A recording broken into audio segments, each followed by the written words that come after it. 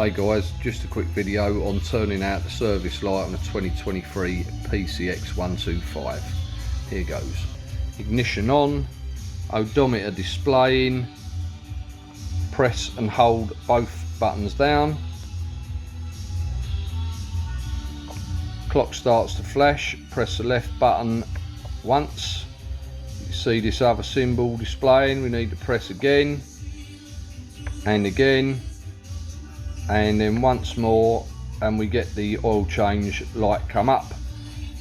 We move over, press the right button, and then we get the P appear. We press the left button again, and this brings up our service interval. And then we press again. Sorry, service interval. So once this 4,000 miles is flashing, we press the right button again and it's done. There you go guys, thanks for watching, and if you found this video useful, please like and subscribe the channel. Thank you very much. Bye.